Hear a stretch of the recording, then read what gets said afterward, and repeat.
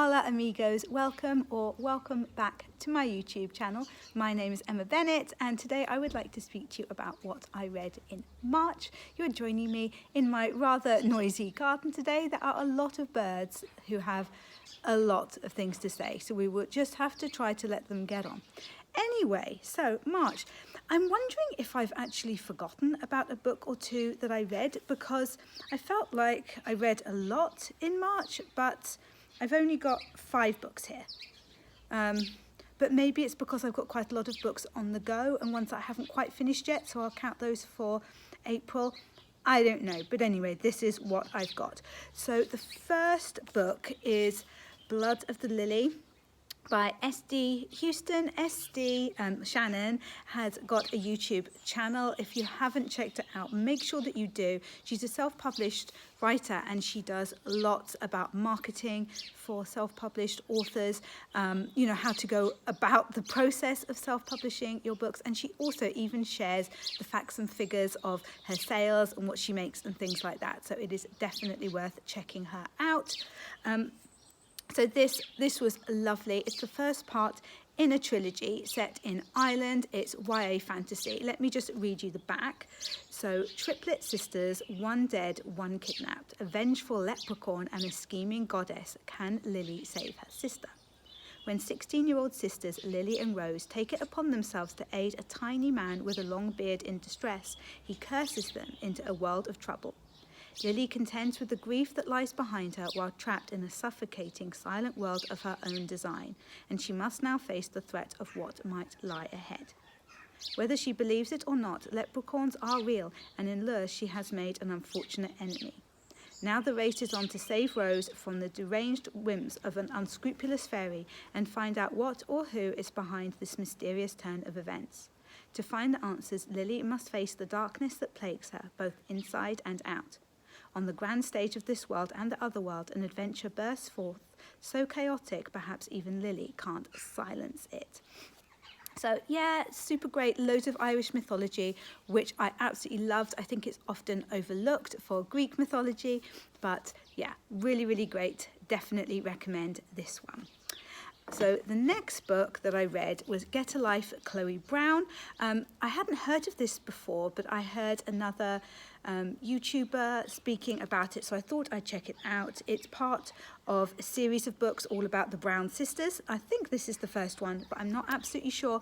I don't think that it's as popular over here in the UK as it is in the States, which is maybe why I hadn't heard about it. I liked it. It was funny.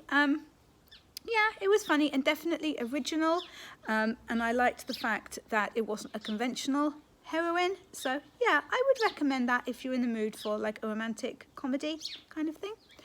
The next book I literally picked up because of its cover. I saw it in the library and I just thought the cover was so lovely. It's the Leviathan.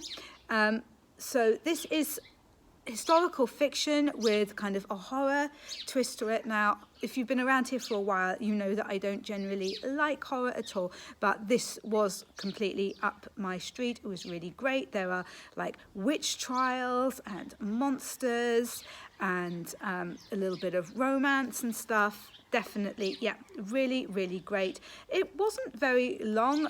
I normally feel that kind of historical fiction books that span a long period of time like this does, relatively, are usually longer than this, but yeah, it was well edited. The story's told really, really well, and there definitely wasn't anything like superfluous in it. So yeah, another recommendation.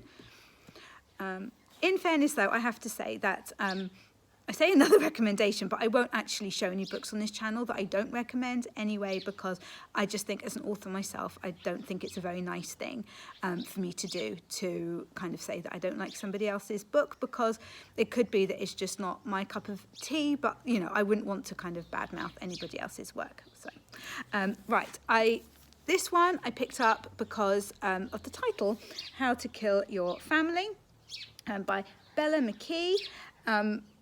Yeah, I think I'd heard of it before on kind of Instagram or something, but I didn't know really what it was about, but I spotted it in the library. Such a funny title. So basically, the heroine is Grace Bernard, and she has a vendetta against all the members of her family. So she's setting out to kill them in a certain order so that she gets a big inheritance at the end. It's very clever and very funny.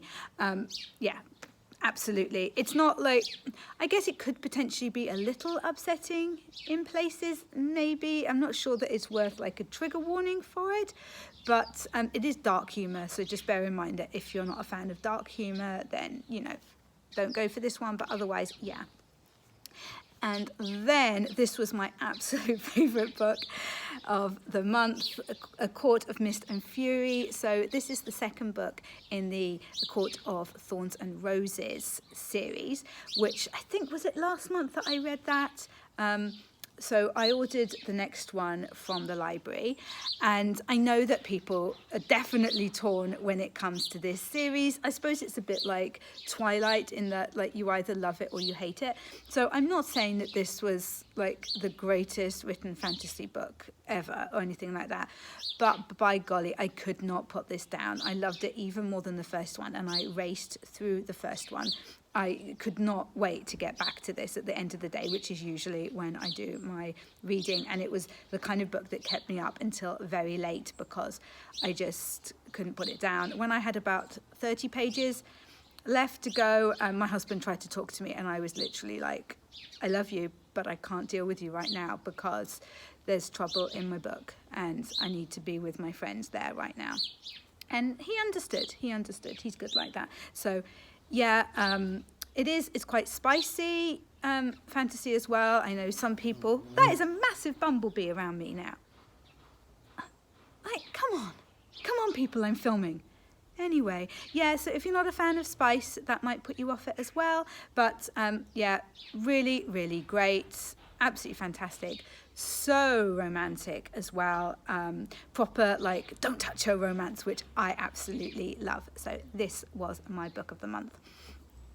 So like I said earlier, I've got quite a few books on the go at the moment that I'm really enjoying. So April should be a much bigger selection of books by the time I finish those. I'm reading Cecily, which is historical fiction. I'm really liking that, and I think I'm about 3/4 of the way through that one. And I'm also reading one which is, it's called something like being happy with the ordinary or something like that. Basically, it's about finding joy in like the regular day-to-day stuff. So that's really cool. And I'm also reading a graphic novel that I can't wait to chat to you guys about as well.